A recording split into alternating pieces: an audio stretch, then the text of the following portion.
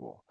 Good evening. Coming to you live from isolation in three different parts of the world. Coming to you live from Pandemic Central. I am just in case you're wondering, if you watch this show a lot and you're wondering why I've got this weird setup. Everything has changed, as you know. Um, my Mac has died, so I don't know if it was a positive coronavirus test or what, but it doesn't work anymore. So I'm using my new work computer, which requires me to use headphones like your friendly Time Life operator. If you remember those ads from the 80s. Operator standing by. Operator standing by. That's right. I got one of those things now, operator standing by. I don't have the same chair I usually have because my wife stole my office chair from up here in the attic so she could work at home too. So I'm sitting on this, I'm riding real high in the saddle tonight because I got this stupid chair that like sits way up off the ground. And my camera angle's all off and everything all messed up. And but it seems appropriate for where we are in the state of the world right now, if you want to know the truth. But we're happy to have Baz with us tonight from California by way of Northampton, England. And we're happy to have my buddy Alex in Mississippi, who does so much great work for us on the network. He's done all of our website and a lot of our background stuff, our shop, everything else. He's been really great. So yeah, before we get started, I wanted to, I realize that you're spending most of your discretionary income on toilet paper at the moment. But if you do want to, if you do want to break some off for your friends at American Hammers TV, American Hammers Network, I'm not even sure if I introduced us as American Hammers TV and American Hammers Network, but that's where you are, in case you didn't know. If you want to break some off for us, in case you stumbled upon this. Yeah, in case you just found this. Hey, listen, there's a lot of people sitting at home with nothing to do. You know what I mean?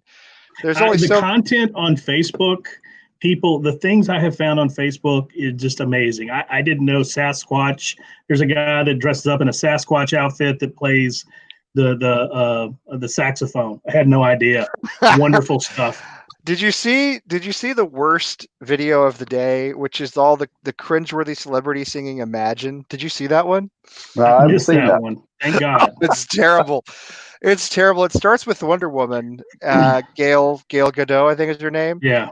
And it's about 8 or 10 people I've never heard of, and maybe 2 I have heard of. And each one of them sings a verse of the old, the old John Lennon song. It just doesn't come across the way it's supposed to. It's so bad. I find celebrity stuff cringeworthy anyway, but this one is just brutal.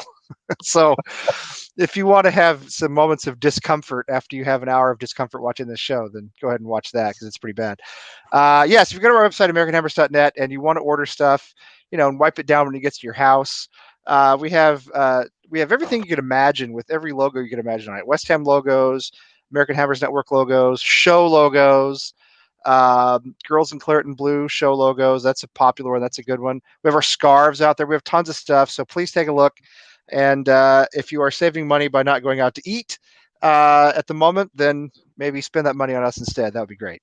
And I wanted to let everybody know too that I don't, I don't want to say who it is, but I've had a West Ham fan here in the U.S. reach out to me, and he and I have been communicating a little bit, and he's tested positive for coronavirus, and he's in the hospital.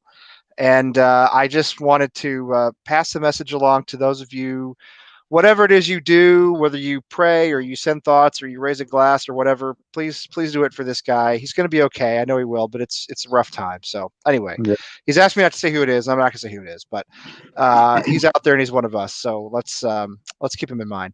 All right, let's talk about happier things. I don't know. I don't know if there's much happy to talk about right now. Baz, I'm glad you're here. We're undefeated. We haven't lost this week. Exactly. We haven't lost since what? How long has it been? 2 weeks now? Is that right? Has it been 2 weeks? Yeah. Clean sheets. I think it was clean sheets all around. You can wipe your ass with those clean sheets too. Yes, you can. Yeah, exactly. Yeah. Yes, you can. That is true. I think it was 8 days ago when we were doing the show on Wednesday night, and I think was it 2 weeks ago or was it 1 week ago that everything happened, that the NBA canceled, that everything sort of happened all in one night? It was 2 weeks ago. It was a huge cascade. Yeah. It was a Tuesday. And then next thing you know, it was like the Warriors. Then it was the NBA, NCAA. Boom, boom, boom, boom, boom. Next thing you know, it was everything was off. When we were doing the show that night, during the show, like from the 9 to 10 o'clock hour Eastern time, the NBA canceled or postponed the season. I think we can say canceled now. Tom Hanks announced he had coronavirus, and the third thing happened too. And I want to say it was Arteta. Maybe the Arteta news came out that he had coronavirus. The Arsenal That's manager. right. Yeah. And it was just like all while we were on the show, So and now things are obviously vastly different. But we'll get to that in a minute. First, let's talk to Baz. Let's talk to Baz because he's here. He's our guest of honor. Baz, tell us about yourself. You told me we were chatting before the show that you are from Northampton, England. So how from Northampton do you get to be have the misfortune of being a lifelong West Ham supporter? Well, to tell the truth, when I was little, my nan in England we used to have the jam jars, and when you took the top off, it always had a football player inside. Oh, so really? My nan, yeah. So in the early 70s, so I was only little, so I always used to run down to my nan's house, who lived in an area of Northampton called Kingsthorpe, and so I'd run into her kitchen, and she'd always have Bobby Moore all in one line. Whenever the jam jar had Bobby Moore inside it, she'd put it up on the wall. And I used to say Bobby Moore. So that was the first step of being a West Ham fan. And then I looked into Bobby Moore and then eventually became a West Ham fan in around about January of 1975, just in time for when they won the FA Cup at Wembley that May. So you went downhill. Yeah, I was going to say. So you became a West Ham fan in January of 75. So they win the FA Cup in May. They lose the final, but they play in the final of the Cup Winners' Cup in 76, right? Yeah, I remember watching it, yeah. In the greatest shirts ever made with the chevrons. Yep. And then 5 years later, they win the FA Cup again. And surely you're thinking, I've made a great choice here. Well, to tell the truth, I mean... they did get relegated in between. They got relegated in between. So yeah, and it was probably a blessing in disguise because John Lyall, when we got relegated, really put his foot in the squad and got rid of the players that he needed. Built an whole new team that, in my opinion, I mean, I didn't see the 1960s team, but in my opinion, that period when John Lyall rebuilt that team in 78, when he brought in Paul Goddard, Phil Parkes, that was probably, I think, the greatest team I saw. Yeah, but he was fantastic. But at my school that I went to, there was many different fans of different clubs. So you had Norwich fans, you had Coventry City fans, obviously West Ham, Leeds, United, Liverpool, Everton. So it was all mixed crowd of lads. Notts Forest was the team at that point. They were like the Man City. Because they were. What they did that incredible. They had that incredible run where they won the second division, they won the first division, they won the European Cup, and they won it again. Brian Clough, the great movie Damned United, is not actually about that. Damned United's about his time at Leeds, but it's still a great movie. And I think Brian Clough is one of those managers that people from England, they sort of admire, even though he wasn't their manager. He's a popular figure. But there was a few West Ham fans in my year. There was a few West Ham fans who were older than me, younger than me. So we had, West Ham fans were there in Northampton. There's quite a few West Ham fans live in Northampton. They used to go in the 80s. Was that right? Now, how far is it? I don't know where it is actually. How far is it from London? Northampton it's an hour and 10 minutes away from. It's hour and 10 minutes north from Euston Station. If you know Euston Station, I do. Yeah, pretty, King's Cross, Euston. But it's about an hour and 10 minutes away. You can get down to London on the motorway on the M1. You can make it down in probably an hour. So it's a hike then. It's not like next door. I mean, no. I mean, it's when we used to go down there in the 80s with my mates, we'd if I went down on my own, I used to get the train back at 7:30. But if I went down with a gang of lads, we'd spend the night down in London because, Yeah. You're wasting an hour and 10 minutes of drinking trying to get back. Actually, I got a question.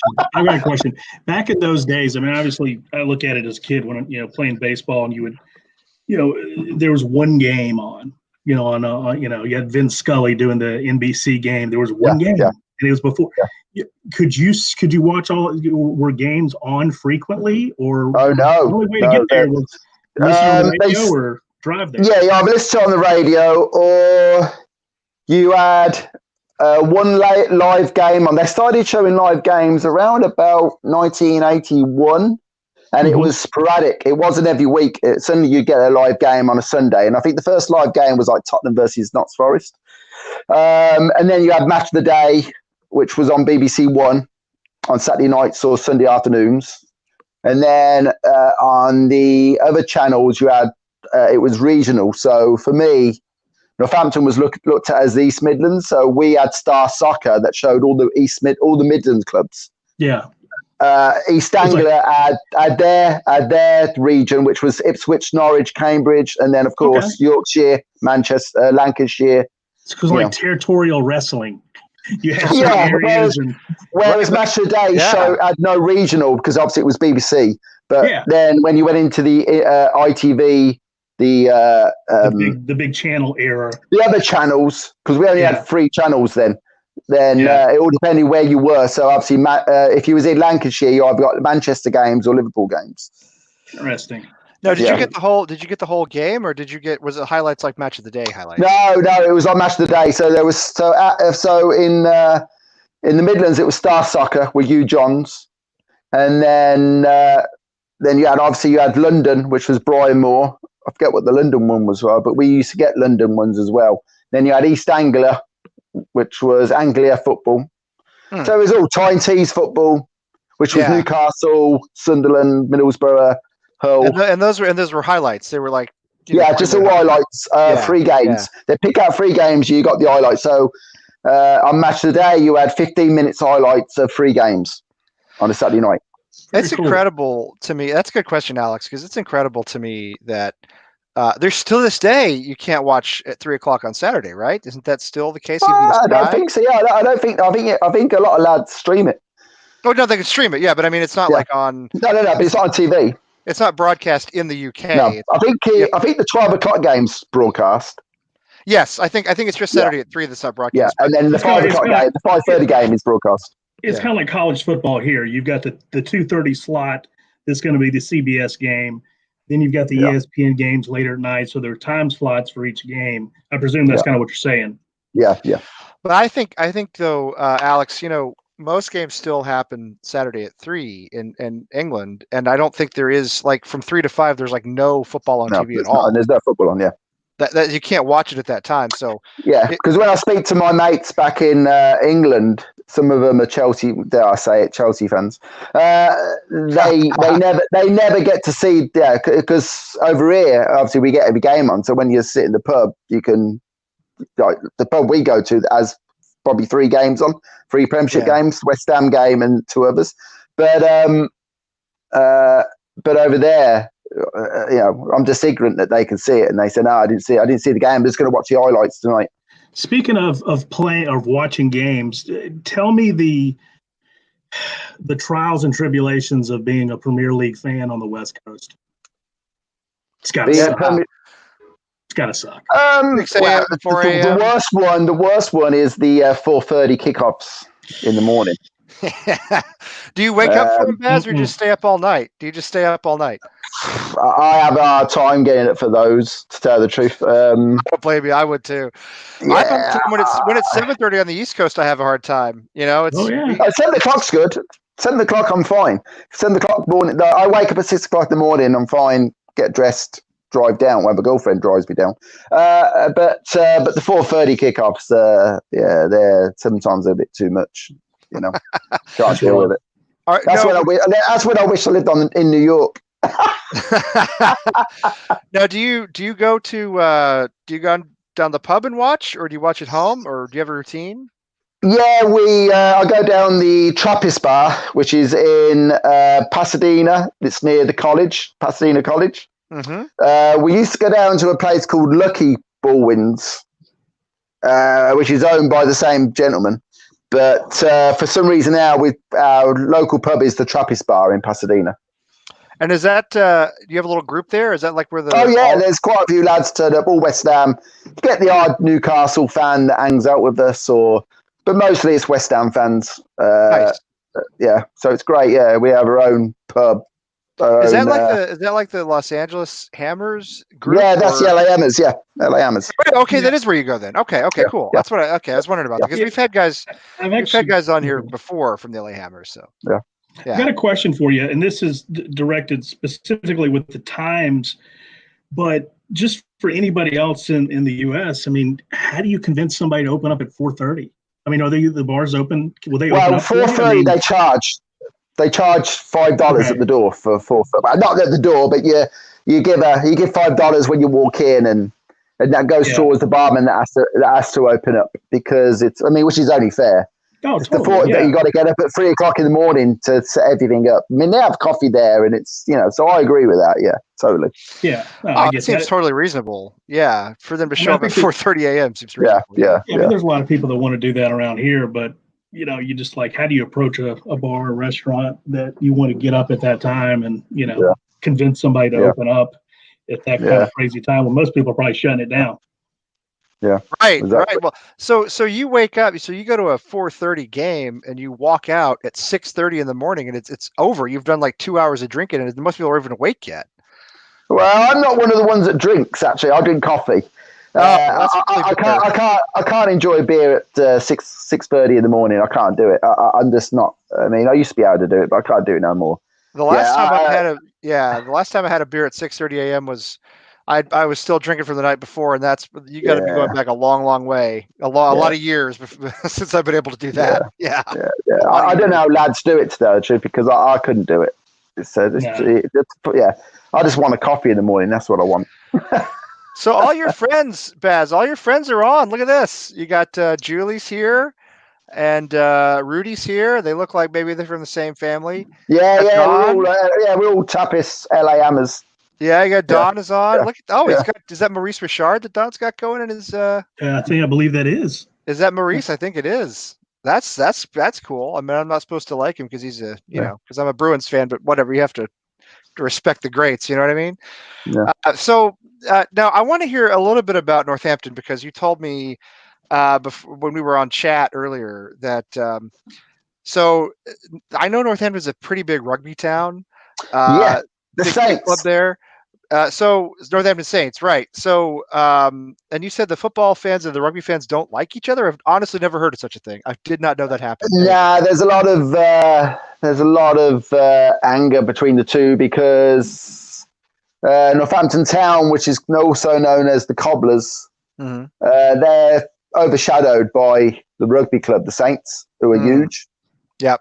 So there's this hatred for each other. The Cobblers fans have no time for the rugby. I think it's a load of rubbish, load of crap, load of Cobblers. Yeah, and then the rugby lads have no time for the football because they think it's a sissy sport. So it's all this, and the old town. I mean, Northampton Town is, we are a rugby town at the end of the day. I don't really consider Northampton Town a football town. We're a rugby union town. Where did Northampton Town now? The rugby club are in the Premiership, right? Yeah. So they're in and Northampton Town Football Club are they like League One or they're in League Two? They're in League Two. Okay, I knew it was League 1 or 2. Yeah. Danny says Northampton rugby is better than the footy. Well, that's probably true. Whoops. That's right. Hey, Taylor too. I forgot about that. But he says Northampton rugby is better than the footy, and my computer won't click for some reason. But anyway. Which I guess is probably true if you're comparing a Premiership rugby club to a League Two. But anyway, so what brought you to LA? How long have you been there? Oh God. Well, I came out here in I came out here in 1990 on holiday for 4 weeks with all my mates. It was either Italy 1990 or California. Are you sure you made the right choice? Well, no, I wish I went to Italy 1990 to tell the truth. I got my head kicked in, but that's another story. Right. But no, so I came out here for 4 weeks, although I did get 2 great kids from it. But I came out here in 1990 for 4 weeks on holiday with 5 of my other friends and met some bird out here. Woman, that is. And, I know what a bird is, but I don't know if all of our American, probably they do if they follow West Ham, then they should if they follow West Ham, right? I mean, they should know what a bird is. But yeah, well, we say chick. I mean, it's maybe we don't say it chick, maybe we don't say it anymore. I suppose I got to Americanize it a little bit. So I met some chick out there. Yeah, back before, well, listen, before we were all refined, sophisticated gentlemen as we are now, we called women chicks, but now we call them ladies, I guess. Yeah. So, yeah. So it's been what, you going on like 30 years then? 30 years, yeah. 30 years I've been out here. You still feel English? You still English? I when I go back home, I fit in straight away. I never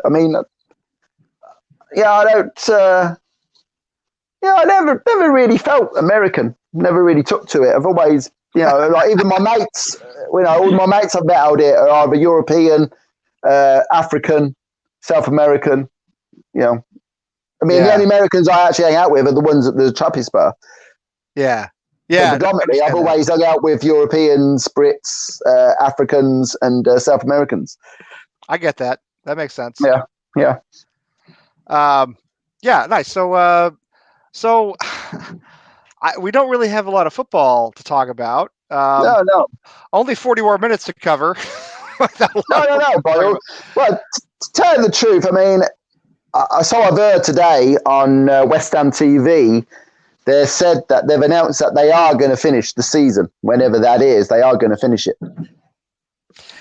Oh, did they say that? Yeah. Well, I mean, now who said that?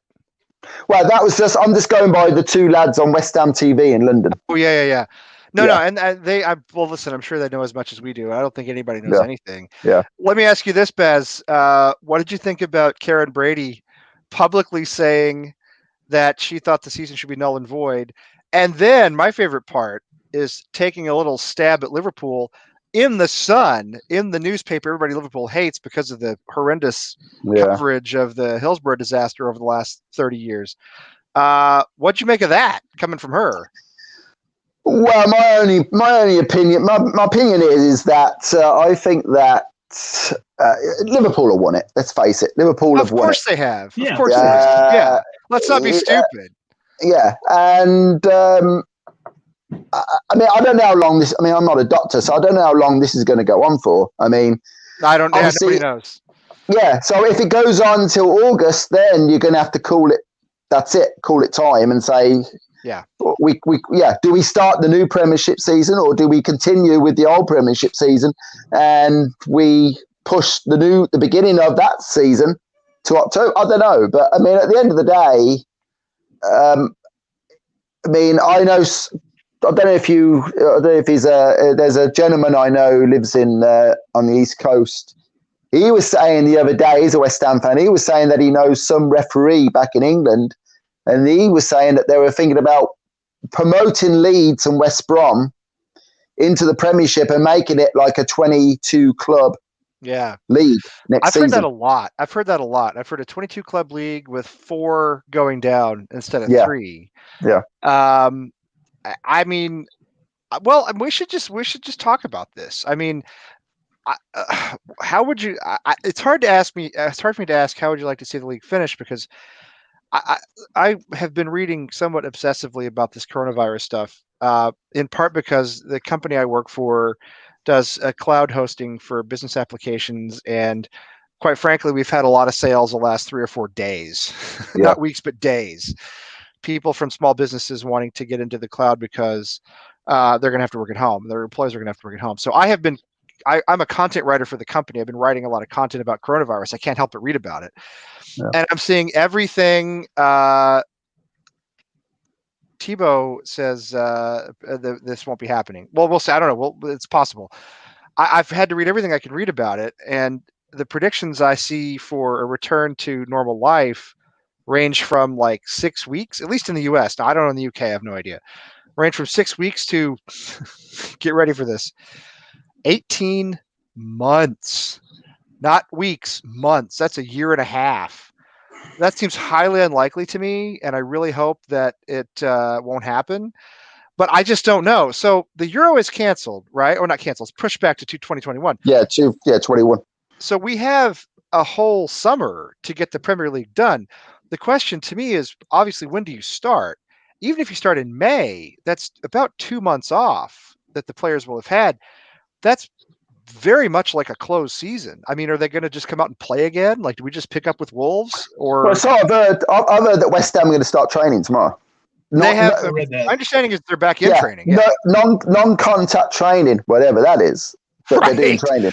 Yeah. Be 6 feet away from each other. Yeah, that's probably what they're going to do. Yeah. They're just going to practice diving. Is all they're going to do. Yeah. That's it. Alair's been doing the isolation thing since August. Yes, he has. Alair is very safe. Well played. Alair is safe from coronavirus because he's been in isolation for August. And Roberto won't catch it because he can't catch anything. So you can't catch anything. Yeah. So we know that those guys are safe. There's no doubt about that. Nobody knows where Jack Wilshere is, so I'm sure he's safe wherever he is. He's been in isolation too. He's been hiding out. He's been in isolation since he signed the contract. Yeah, exactly. I mean, let's say, all right, let's just say that the Premier League starts again on April 30th, and I think that's fairly unlikely, to be honest. But yeah, I do. Let's say that it does. How do you guys? And this is total speculation. How do you guys see it playing out? I mean, again, I know they're back in training, but they've had several weeks off. I don't know. Do they need a preseason? Do they just go back to playing matches again? Do they play behind closed doors? Something to be said. There was a story that came out that all the clubs are going to have to pay back the TV revenue. I read about that too. Yes, and I'm sure David Sullivan. It's all fun and games. So somebody's got to pay the check. Yes. So when somebody's going to pay the check, somebody's going to play behind closed doors.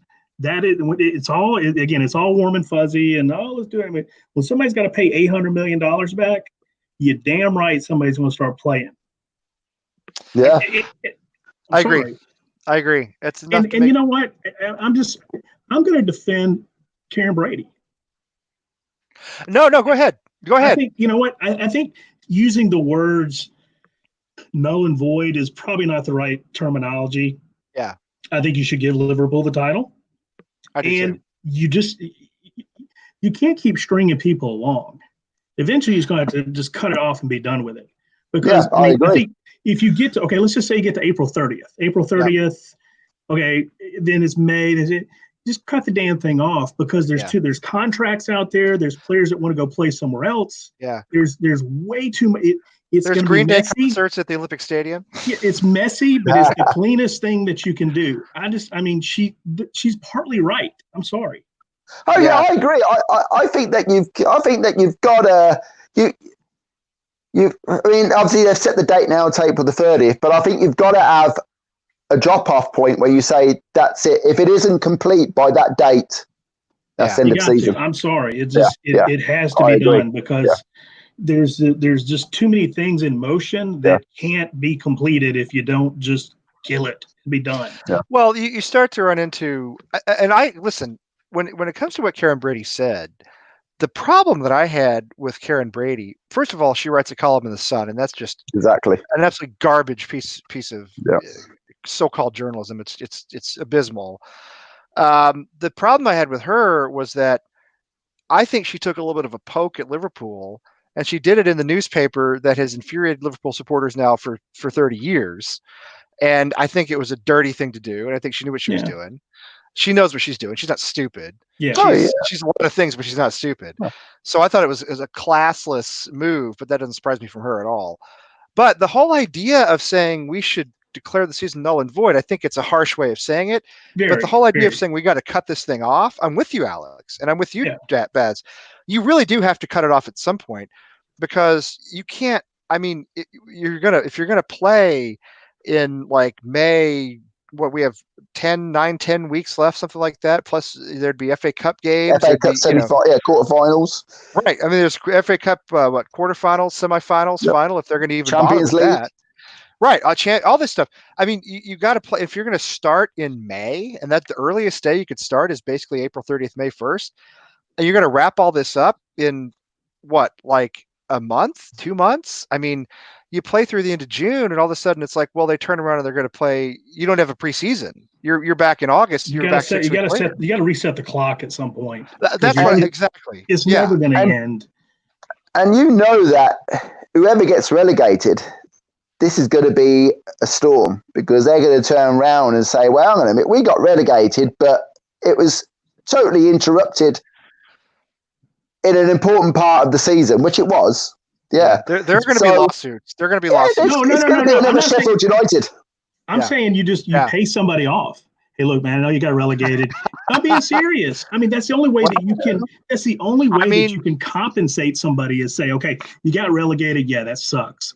But here's the revenue that you would have lost, and we're going to give you that payment and set you up to kick ass in whatever division you are. Because there's just no way to do this. It's unprecedented times, and you're going to have to pay somebody off. It's just. I mean, Yeah, I agree. I was thinking about going back to in the mid to late 80s. They came out with a formula of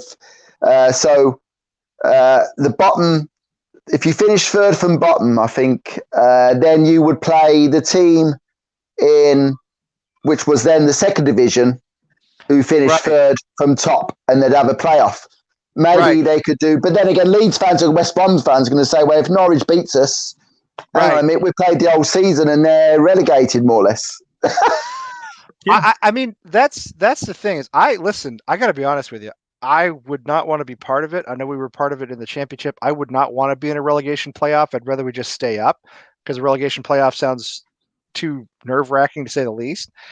But let's be honest, relegation playoffs from the Premier League, that's tasty. I'm not going to lie. Those are some fixtures I would watch. I mean, come on, you know? Well, as long as we're not in it. That's the whole point. We would be in it at this point. But you stick us in there with Villa and Norwich and who's down there? Bournemouth and Brighton. Well, yeah, you have a mini league. You definitely go into it is a mini league. Yeah, you go into a mini league. That is good television right there. That is good television right there. Yeah. Because if you watch as you guys know, if you watch the promotion playoffs in League, League 1, League 2, and the Championship, they're fantastic. I mean, it's brilliant. Great games. Yeah, it's brilliant. We were part of it. We all know it. You know, we've been part of it more than once. Fantastic. It's fantastic football. It's brilliant drama. And, in a lot of leagues in Europe, they have these relegation playoffs now, like they have them in Holland, where if you are in the bottom, if you are on the bottom, you go down, or maybe in the bottom two, but then like the 2 or 3 clubs above that play the second, third, fourth finishers from the lower division. The first team goes up and the rest of them, they have a playoff. Yeah. And some of that's been brilliant over the years. I mean, so I have to say, in terms of drama, a little relegation playoff, man, I wouldn't want to be part of it because I'd rather watch somebody else do it. But it'd be. Think about this. Okay, it'd be good. Take your idea of what you just said, and if you can attach TV revenue to it, yes, and you pay the team that just got that had to go down, and they're going to be okay. Or you tell the teams in the championship, hey, look, ESPN is going to pump up you guys a lot more, and you guys get more revenue out of it. It all comes down to money. Oh and that's what's going to cause the storm. It's the old money, the Premiership money. Leeds and West Brom have played all season for that. Yeah. That's what the only reason.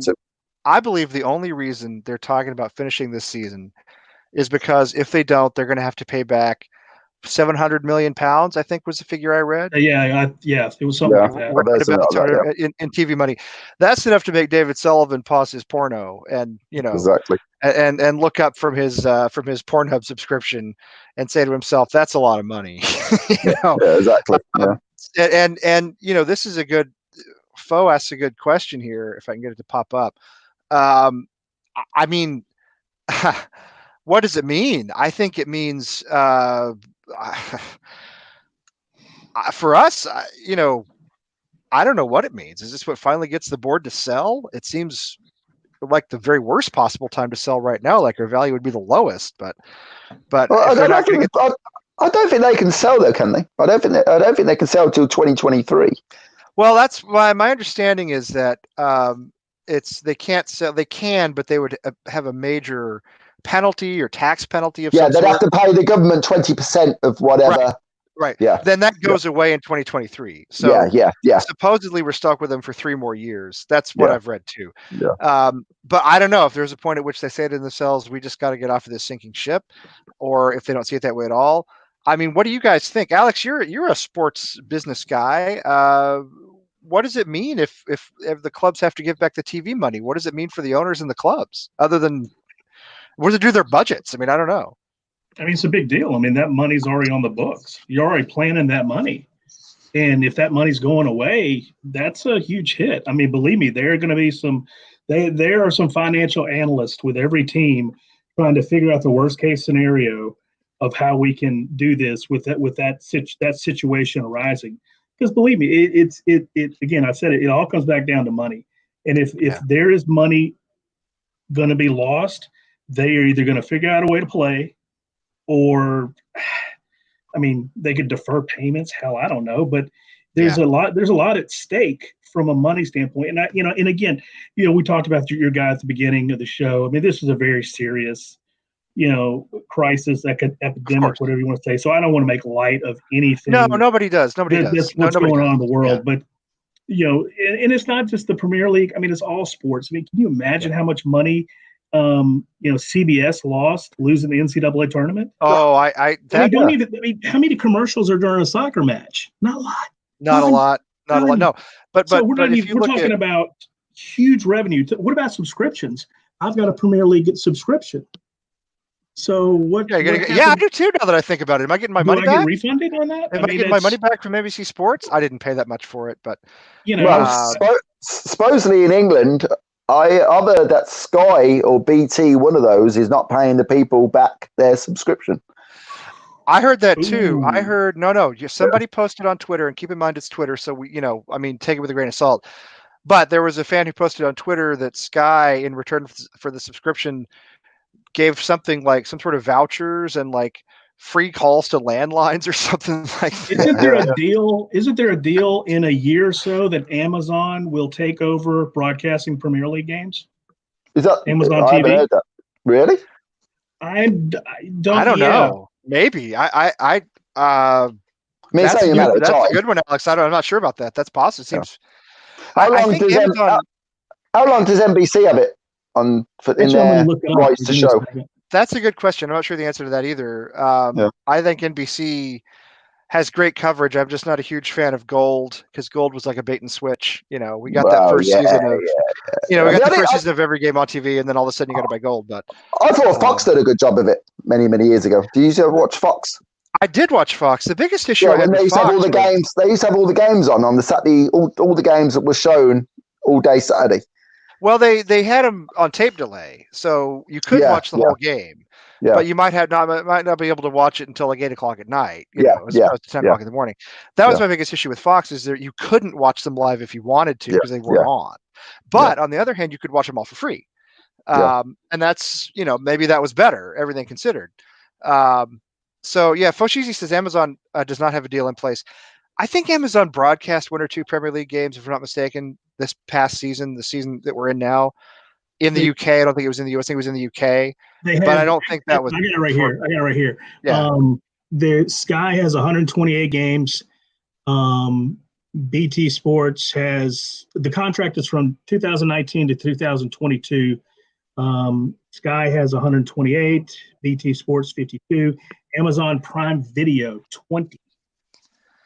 20. So it's a sliver. Yeah. It's a sliver. Yeah, I just that's interesting.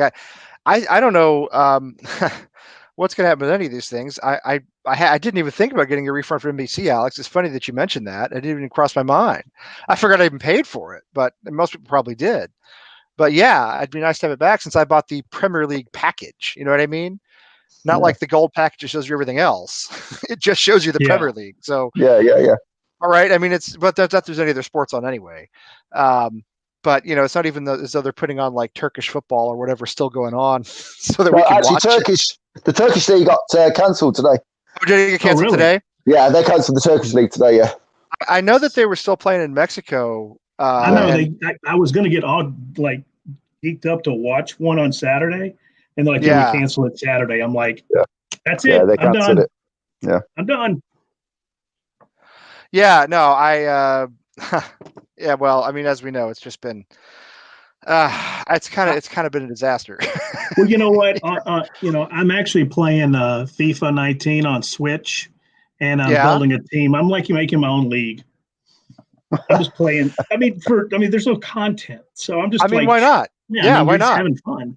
Now, Why did you not? see? Did you see the Mikel Antonio and the guy from Spurs? They're going to play Yes, Sisson Young, each they're gonna other on Switch Have they Yeah, done I it yet? saw or it. on Yeah. Twitch. Have they done Yeah. it? They haven't done it yet, have Friday, they? tomorrow night. Tomorrow? Yeah, Tomorrow night? that's Okay, pretty yeah, cool. because that's good for Antonio. You still have to love him, Um, you have to love him. I wonder how the players feel about this. I mean, I realize they're young and healthy, and if they were to contract coronavirus, they would be very likely to survive. But I think it's a pretty brutal illness. Like it's not something you get over in a couple of days. You have to shut yourself in and can't breathe, and it's really horrible. Do you know what I mean? I think any So respiratory infection in that way, and as you know this, living in California, do you guys have valley fever? Are you familiar with that? I've heard of it. Yeah, I when couldn't I tell you lived in what it is, Central but I've heard of it. Valley, it gets in your lungs, and it's a Yeah. spore and something to that. I mean, I'm not Yeah. a doctor, but I think anytime you have any kind of respiratory problem, I mean, breathing is kind of a big deal nowadays. So yeah, yeah, I mean, I think that's the thing is, I mean, I realize that again, it may not be fatal for everybody. We certainly hope it's not, but I don't think anybody wants to get it. Do you know what I mean? You're talking about having to isolate. You're talking about people I know who have it, and I don't know anybody personally. I've not met anybody in person who has it, but at a distance of thousands of miles, Yeah. I Yeah. know a couple of people who have it, and it's really bad. It's really bad. I mean, people are in the hospital. People are in intensive care, and it's my one of my coworkers, her sister-in-law is a nurse up in New Hampshire, and the hospital up there is full, and they're putting people in their 30s and 40s on ventilation machines, not just old people. So my whole point about all of this to say that if I were a player, I don't know if I'd want to go out and play right now. Do you know what I mean? I you're might talking about practice or go play a game. a game. Oh, Well, yeah. either one really, but Well, I mean, I started thinking about this. Oh, go ahead. Go Well, ahead, man. I don't. I mean, as I say, I imagine they're just going to be doing drills, but right. There's not going to be no contact, so you're not going to be.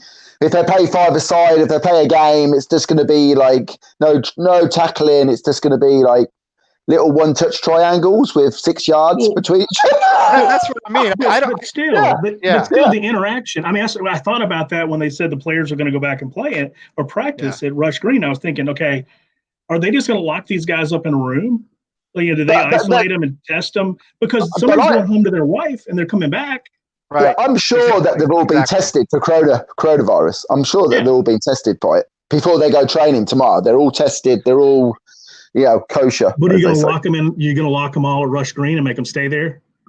Yeah. Well, but listen, Alex, it's a very valid point. I mean, I was surprised when I found out all these clubs were going back into training, because, of course, I know the UK's response to the virus has been a little different from that of the rest of Europe and even the US. But even the UK is starting to shut down now. The schools are shutting down, I think, on Friday. Yep. I have a friend in Farnborough, of all places, who keeps me updated on this stuff. And yeah, so the schools are shutting down. The UK is moving more to this social distancing strategy, like what much of the rest of the Western world has done. And so I think it's a valid point you make. How do they train and then go home to their families? And there's no way you can. I don't think you can do that. I'm not going to an office where I don't generally come in within 6 feet of people, because we're in cubicles and we're not doing things like tackling each other on a regular basis anyway. But I'm not doing that because we're all supposed to be at home. So I realize they're back in training. The whole idea of sort of being a player and saying, well, I'm going to go out now and I'm going to play a full head-on match of football and get in somebody's face and have somebody blow snot rockets on me the way they always do. Yeah. It just, No. Alex, you'll know. Well, Baz, you've been in this country a long time too. I would think that I don't think there is like a players association or like a union for Premier There's League not. players, right? But I would There's think that in this country, the union would step in and say, we're not Oh doing God, this. yeah. Oh The yeah, NBA most Players definitely. Yeah. Association, Yeah. whatever. Yeah, there's no players union because think about the contracts. There'd be collective bargaining. There'd be things like that. Right. Every Exactly. player's his own free agency, his own free agent. So you're But it's right. global too. Yeah. Yeah, You bring your there's guys in from Europe and everything else. So yeah, South there's America, no way. yeah. But there's no Yeah. way the NFLPA or the NHLPA or any of those would say, yeah, we'll release our players. Yeah. We'll release our players to play behind closed doors so that they can all get it. While Well, that's another thing. I mean, if they say they restart the season, do you start the season in empty stadiums? That's another question. Do you do? I mean, then you got people that have got season tickets over there that are wondering, what happens to my season ticket? Do I get money? I think that's a very off? valid point. And I got to tell you, I've said this from the very beginning. And yes, Fo, my hair is extra tonight. Okay, it is, because showering is no longer a daily occurrence in my house now that I'm working at home. But so I've said all along, even as a fan watching on TV, I don't want to watch a game played in an empty stadium. I really don't. Oh my gosh, it's so boring. I mean, if it's West Ham, I guess I will because it's West Ham. But I would be inclined not to, because a game in an empty stadium is a workout. It's not anything. Yeah. It doesn't mean anything without fans. So I think that's a good. I think that's a good point that you make. Season ticket holders. There was briefly a plan floated when the idea was to play behind closed doors that the games would be streamed to season ticket holders. And that didn't go over very well. It's just not the same. So I think we're in uncharted territory, right? This is unprecedented. In the modern world, I know we had the flu in the United States 100 years ago, but that was not the modern world. Yeah. Let's say post World War II, what I would consider the modern world. We've never been through this, so no idea what's going to happen, and no idea how to deal with it. No idea where the money goes or doesn't go.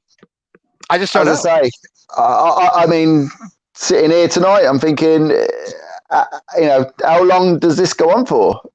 It's like, as I say, it's like you can ask, you hear from different countries, like in Britain, they're saying that we're not even got the worst of it yet. The worst is yet to come. Yeah, we're supposed to be 10 days behind Italy, and we've seen what the poor Italians have gone through, and it's actually worse there than it was in China, which is really frightening. We're supposed to be 10 days behind, so in a week and a half, we could really be suffering here in this country. And I live in one of the most heavily populated parts of the country up here in Boston, the Boston area. So, I mean, the rate of exposure is, I would guess, that much higher. I just don't know. I mean, I don't want to spend the whole time talking about this, but I don't know what else to talk about. I keep reading everything. Our schools officially are closed until something like April 3rd or April 7th or something like that. But I told my boys, I don't think you're going back to school this year. I don't. I can't see it happening. Yeah, I think we're homeschooling from here on out as best we know how to do. I think everybody is. There was a meme that I saw on Facebook about homeschooling your kid, and it's this parent standing over this kid and go, "Johnny's got 5 fucking apples. How many does he have left?" Because if you're not a teacher, you don't have that same patience as a parent. You're like, no. Johnny's got 5 apples. How many has he got left now? Because parents, you're going to learn. I'm very lucky because my mom lives with us. So my mom is 75. She lives with us. We have to be very careful with her with this virus because we don't want her to get it because it'd be very dangerous for her. So we're being very careful. But she, as a teacher, she's a retired teacher. Oh, wow. Okay. So she's teaching the boys. She's spending an hour or 2 a day with them. She's teaching them Spanish. She's spending some time with them. And my wife works part-time, and she has a PhD, and she's taught at the college level. So she at least has a teacher's, kind of approach to things. I am not a good homeschool teacher at all because I'm exactly what you were describing. I'm like, how many apples? Just tell me about the apples, So, Baz, And hey, you can't do that. My boys are 9 and 6. They're in first and third grade. You have to be patient, Baz, I got a question for you. So let's talk about you. Yeah, enough about this Corona stuff. Yes, please. Yeah, I don't Tell like the me, beer anyway. tell me about. We talked briefly off air about the groups in that area. You got the Hollywood, you got the LA. Can you talk about them? Because not a lot of people know you guys are out there. So I just want to kind of highlight, West Side. Talk to me about that. Yeah, well, as I say, the LA Hammers mostly meet at the Trappist Bar, and then you got another group of lads that meet at the Fox and Elms in the Valley. Right. I think Studio City. Mm-hmm. Yeah, I'm not sure where the Hollywood Hammers meet. I think they sometimes meet down in Santa Monica. Yeah, on Saturdays. Right. Yeah. I mean, on a good Saturday, you could probably get at the Trappist Bar where I go.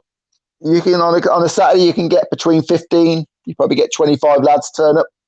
That's great. Do most of you guys stay in contact during the week and just? Yeah. There's we got it's on that Messenger, and there's so you can all. There's always someone posting something. Yeah. Now, are there? I mean, a lot of other people that are West Ham fans. You're looking at them like, I'm old school. Yeah. No. I never think that. No, I mean, it's. I mean, not to be like this, but obviously their knowledge only goes back to a certain period, which I understand. Right. So, but a lot of them do their own work in the history field. Yeah. I do. No, I mean, I had to do the same thing. I had to do the same thing. Everybody's got their own story, and there's always a guy that's got something better than that lived it or they were there. So it's you got to go back and learn, and really, I tend to find that American soccer fans, or as I call it, football fans. We call it that too. Yeah. Yeah, the ones that they seem to be really into, like the history of the game. They know more that you give them credit for. Very cool. Well, I mean, I Alex, I think is the same way. I mean, I've read, I interviewed Chuck Core on the network months ago, and he wrote kind of the definitive book about the history of West Ham. Yeah. He's a professor, retired professor in St. Louis, I think. A really, really good guy, by the way. Really good guy. Huge West Ham fan. Knew every player you can imagine personally, going back to guys who played in like the 30s, because he wrote the book in the 70s. He met guys who played in the White Horse Final in 1923. So it's good read. But also, Robert Banks has written some good books that are worth reading that go over his personal history being a supporter. And I'm just a history buff anyway in general in life. So, following the history of West Ham and football makes a lot of sense for me. But I think, Baz, I mean, my thought is if you're an American and you support West Ham and you bother to do it in anything like a serious way, like you watch games, you follow the club, you can't be all that plastic to support us. I mean, at the end of the day, I mean, as I say, the West Ham fans you meet, it's like if I meet a Norwich fan who's an American, you can't help but talk to them because you're thinking, why Norwich? Because they got the opportunity to support Liverpool, Manchester City, Liverpool, Chelsea, which is mostly the dominant clubs, not so much City, but the other three are. Sure. But so when you meet a West Ham fan, it's it's like, I suppose, fellow Norwich fans. We have a lot of Villa fans that come to the pub. Quite a few Villa fans, and you're thinking, it's just great to see. It's great to see the. I get tired of the same old Chelsea, Liverpool, Man United. It's all Liverpool around here because of the connection to the Boston Red Sox, the ownership connection. Yeah, obviously. A lot of Liverpool, a lot of Arsenal, because hipsters all support Arsenal because they think it's some sort of club that plays beautiful football, which they were like 15 years ago. It's in the hipster part of London. Yes, that's right. That's right. Arsenal and Tottenham a little bit the same way because American Tottenham supporters think they support some small boutique club, and they think Tottenham is some sort of perennial underdog. They don't understand. So they're the worst. But when you do run into somebody who is, supports a club outside the top 6. Yeah, there's a certain kinship to that, even Oh if it's yeah, not West most Ham, definitely. there's a It's certain great. and there's usually a reason. It's usually like, oh, the person lived there or has family from there. Do you know what I mean? Yeah. Or it's the first game they when they turned on the TV, they thought whatever game's on, they started Right. watching it and they thought, oh, I'll follow that team now. Yeah. Exactly. Our women's soccer coach here at Mississippi State, Burnley, and you're like, what? Right. What? Yeah. Did man. he explain to you why? Did he tell you, or did she tell you why? I don't know the geography. I don't know what is closer to that club, but he was just like, it was either this team, which was a Big 6 team, top 6, Yeah. or it was Burnley, and he's like, I went Burnley. It's not near Manchester, isn't it? Isn't it near Manchester, Burnley? I think it is. I think. Yeah. Lancashire. Okay, Yeah. so you could have been like Manchester United, but he decided to be. I think Burnley was closer to his house, or just there's more allegiance there. But yeah. Well, meanwhile, we got. I mean, it's great when you hear a Burnley fan. You're thinking, there you go. It's Right. It makes That's the somebody I could championship talk the to. same old. Yeah. That's somebody I could talk to. There's a guy at my new office where I'm not going anymore, of course. There's a guy at my new office who's got a big Liverpool scarf up in his cube. I haven't said a word to him. I'm just like, Yeah. what am I going to do? I don't want to talk to that guy. He's just going to be some American fan who likes him because of the Red Sox and blah blah blah. So, I mean, saying that, I mean, you do get your American Liverpool fans that know the shit and they've been supporting them. I do know a few. For Yes, a very, I do. very long time. Yeah, and I could talk to them, but I know what you mean. Yeah. My buddy Nick, who from Minnesota, who lives out here now, is a very knowledgeable Liverpool supporter. Has been for a long time, and he's a good football fan. Do you know what I mean? Yeah, Just in general.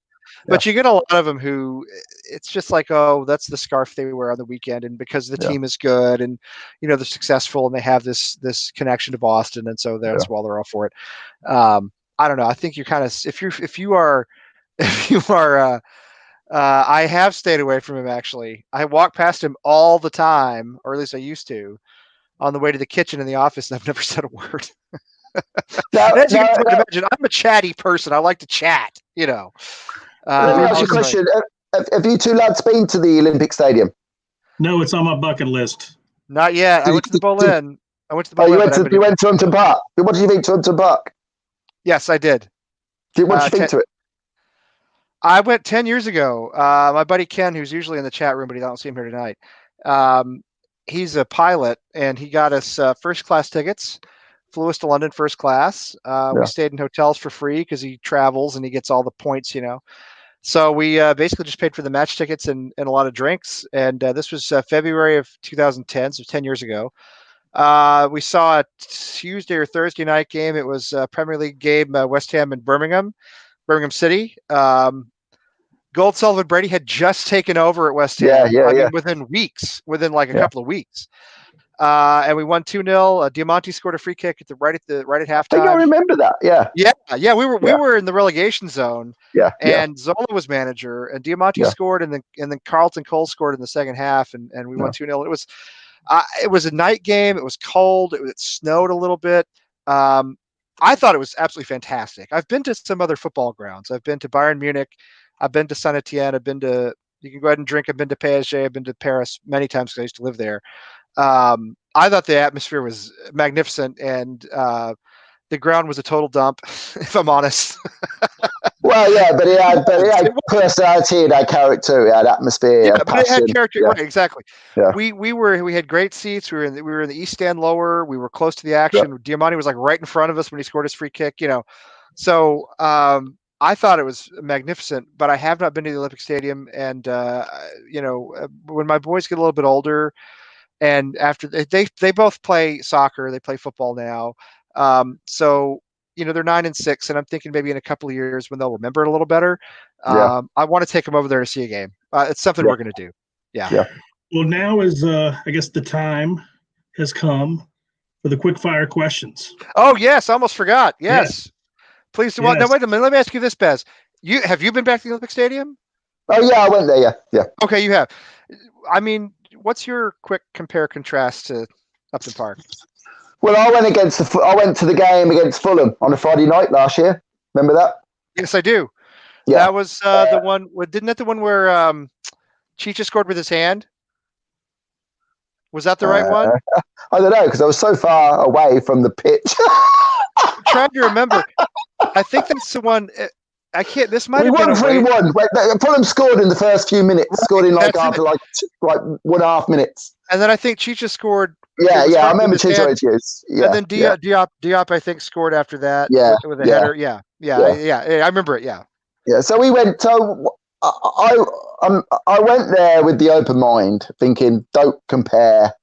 Right. Just look at it and take the positives. Yes. And it does look great from the outside. You think, God, it looks spectacular outside. But right. But having been to Upton Park, and when you got off the the underground train at Upton Park, there was just something that went through your body. Like every Saturday or every midweek game I went to, there was just something that when you got off that train and started walking down Green Street, there was something to it. It didn't have the same. There was some buzz about it. That's what I've heard. Tim's been in the Olympic Stadium a bunch of times now. We've talked to a lot of people, obviously, who've been there. It doesn't have the same buzz. Yeah. No, and and really, when you start looking, when you start to dissect the state, it isn't a very well built stadium. It's a terrible built stadium. And one of the things that made me laugh was that. So half time, we all went toilet. So me and my girlfriend and one of my mates who lives in London went to the game, and we went to the toilet, and we just all went our own way. And I thought, we'll just meet each other back in the seats at the second half. So I went to the toilet, and the toilets were absolutely packed, and there's somebody really close to your ass, and it's really compact. That's terrible in a brand new stadium. That's terrible. Well, and then when I walked back, I thought, hang on a minute. Well, in the 80s, we were being treated like animals, but you accepted it because the game was at that point. Right. But you're thinking, hang on a minute, I'm paying 56 quid for this ticket, and I'm being treated like an animal. Well, I wouldn't even expect animals to be treated like it, but it was. But then I got back, and I said to my girlfriend and my mate, and I said, God, the toilet's terrible. I said, it's like being in the 80s. But then I started thinking, but it isn't a football stadium, it's an Olympic stadium. So when you're watching the Olympics, you can get up out your seat, and not everybody's converging on the toilets at the same time. That's true. It's not purpose-built, right, for anything. It's not purpose-built, no. Well, and in the 80s, you dropped 50p in, and you went through the turnstile, and you stood on the terraces, right? Yeah. So you were going to give somebody a hot pocket anyway. yeah, exactly, yeah. But I mean, getting close. We got to get to the rapid fire question. Sorry, I can't be trusted to do rapid fire because I talk too much. So I'm going to let Alex do it. I understand. All right, go on. All right. 11 questions directed at you. You, not me.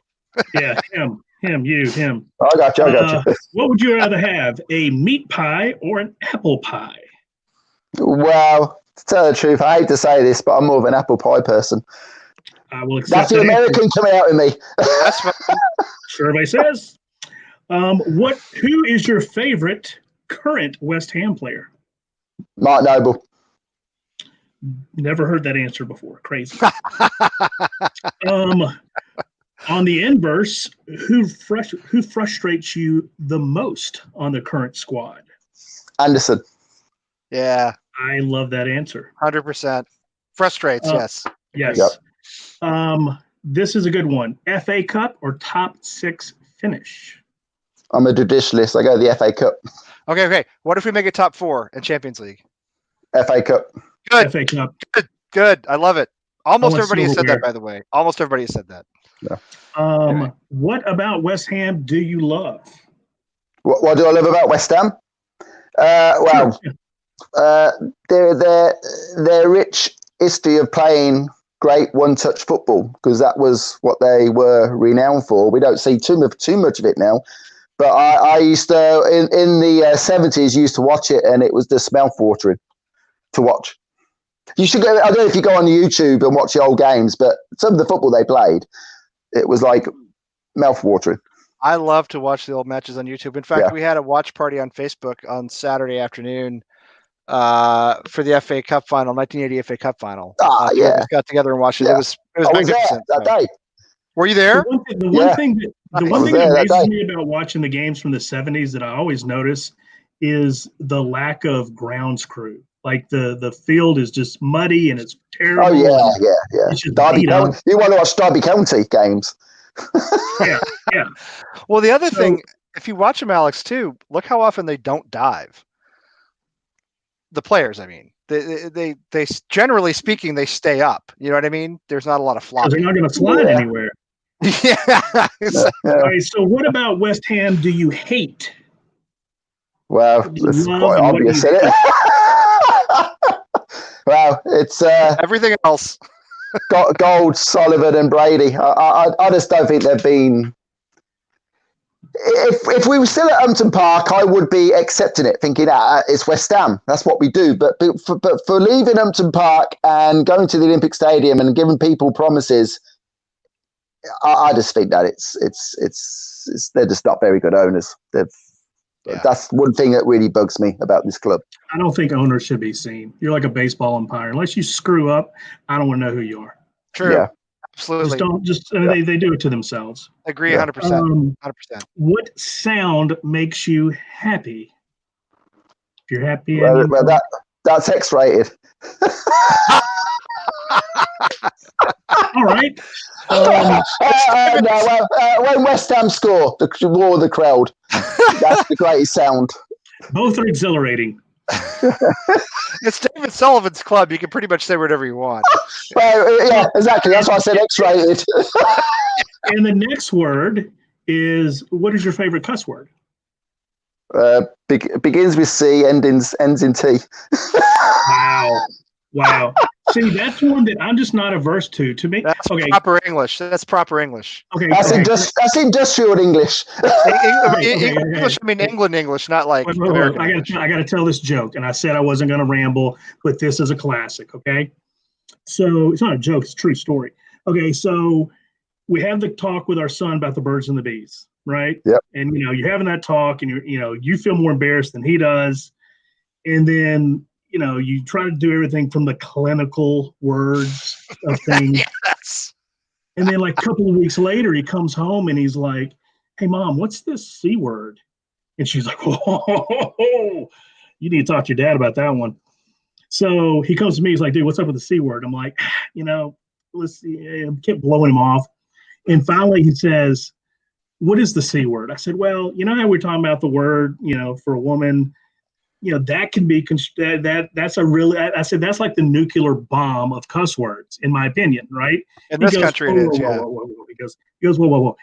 I thought it was the F word. Use that one all the time. And I said, this one's really bad. And then he looks at me stone faced and said, "C word for," I go, "Yeah." He goes, "How many names they got for that thing?" And I just said, I don't have enough time. Yeah, I was going to say more than you could ever know. Just walked out of the room, man. Stone face. How many names they got for that thing? All right. What team would you love to beat the most? I think it's always been Spurs. Yeah. Yeah. Take that one. Okay. Name a player, past or present, that epitomizes West Ham. Alan Devonshire. Oh, wow. Okay, cool. Yeah. A guy I'd like to. A guy I wish I could have seen play live. Yeah. Brilliant player.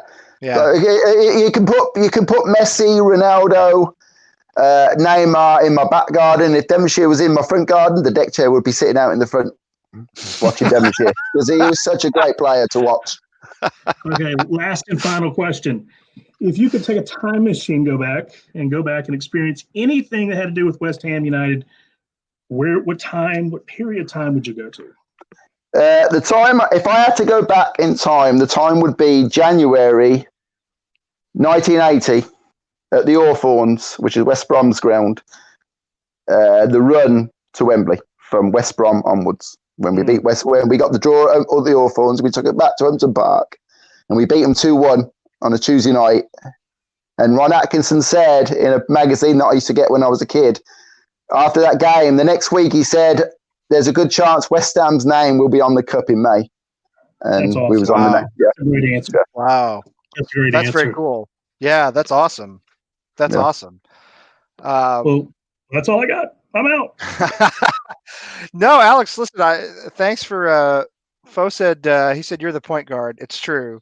Because you keep saying you keep things running. I would have just gone on and on because that's what I have a tendency to do. But Baz, listen, absolutely fantastic, Yeah, first-rate great. guest. Thanks for having me on the show, lads. I appreciate it. It was great.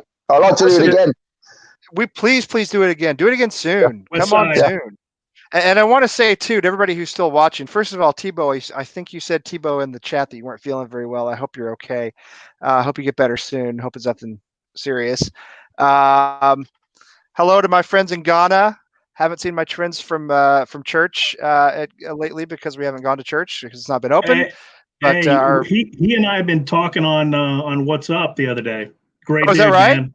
Great dude. I got another story. I'll save it for later. Great dude, man. I have good friends at church from Ghana. We haven't seen them lately for obvious reasons, but good people. So it's always nice to hear from Ghana. Tebow, I got to catch up with you one of these days, buddy. I'm sorry it's kind of fallen through. We've been, I don't know, panicked around the house, figuring out how we're going to homeschool, have enough food, have enough toilet paper, do everything we need to do in case the entire country shuts down at some point. I'm telling you, duct tape, man. You can wipe your ass and get a Brazilian all at the same time. Exactly. That's one thing I have plenty of is duct tape. It's true. Well, everybody should have duct tape around the house, right? I mean, that's just a basic, it's basic thing. It's yeah. And I want to say to you guys, if you want to come on the show, the way Baz has come on the show, if you want to be interviewed, if you want to do shows with us, let us know. Go to our website, AmericanHammers.net. Contact us, let us know, or find us on Twitter or Facebook or any of those other places. Baz, you're a really great guest. We could go on for another hour. Usually this is the time of night when I have to say I have to make lunches for the boys, but that's not happening tonight. Not happening tonight, but I do have to go because it's time to go. Alex, thanks so much for co-hosting, being with me. Alex in Mississippi and Starkville down at the Home Mississippi State, where things are gonna be awfully quiet this spring with no basketball or baseball or any of that stuff. It's a bummer. And Baz in LA, 30 years in LA, but still very English. Anyway, appreciate both you guys being here. Everybody, listen. Stay safe, lads. Stay safe. Take it easy, and let's be good to each other. And I don't know what the next show is. If there's a Friday Night Lights this week or not. Alex, do you know if there's one this week or not? I think Friday Night Lights might be on Saturday. Okay. Yeah, we've been doing it different nights, but I'll tell you what, keep a look at our social media because Friday Night Lights is a fantastic show no matter what night it happens. John's a great host, and we've got the Tournament of Champions going now. So anyway, appreciate all y'all being on. Yes. Quick question. Yes. If I get paid for this, as I said earlier, if I get paid for this, can you pay me in toilet paper? We can give you paper money, but toilet paper is more valuable than that now. So, we can give you America. You can wipe your ass with American dollars. Yeah, exactly. Yeah. Because I only pay people in John Wayne toilet paper. It's rough, tough, and doesn't take shit off anybody. Exactly. Yeah. Oh man, I love a John Wayne reference. I love a reference to a guy who's been dead for like 30 years, but that's awesome. Yeah. That's awesome. All right, this is my last joke. I'm out, man. I got nothing. You've been the entertainer tonight. All right. Well, anyway, thanks everybody in the chat room, and we'll when we see you, we'll see you. So come on, you Irons. Yeah, come on, you Irons. Oh, come on.